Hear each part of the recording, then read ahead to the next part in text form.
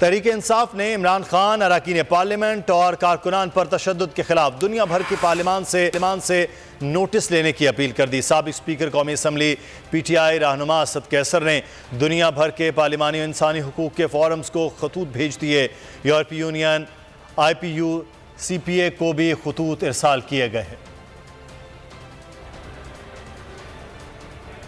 तो नजर आ रहा है सामने लिखा हुआ है जुल्म मिटने के लिए दो चीजों से मिटेगा भाई।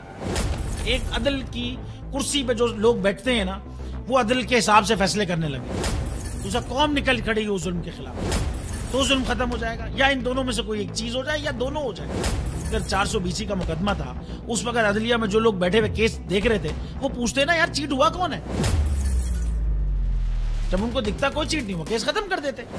तो जालिम जुल्म कर ही नहीं पाता। 9 जजेस ने नोट बिफोर किया मेरे केस को, यार 1.5 साल चला। शख्सी जमानत का केस, सेम केस इस्लामाबाद में कर दिया। एक ही इल्जाम पे 2 केस हो नहीं सकते भाई।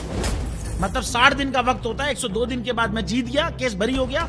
102 दिन के बाद अपील फाइल की, एक्सेप्ट कर ली। नहीं करते ना एक्सेप्ट, खत्म हो जाता ना जुल्म यार। भरी अदालत में मुझे बरी कर दिया, फिर पता नहीं क्या हुआ, 2.5 घंटे बाद का नोट बिफोर।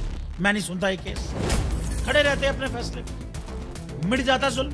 अल्लाह ताला ने बिठाया इन कुर्सियों पे इनको यार, ये अल्लाह ताला की तरफ से फैसले करने हैं।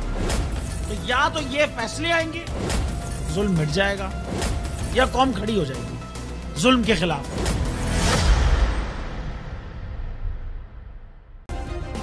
सब्सक्राइब करें और बेल दबाएं ताकि कोई खबर रह न जाए।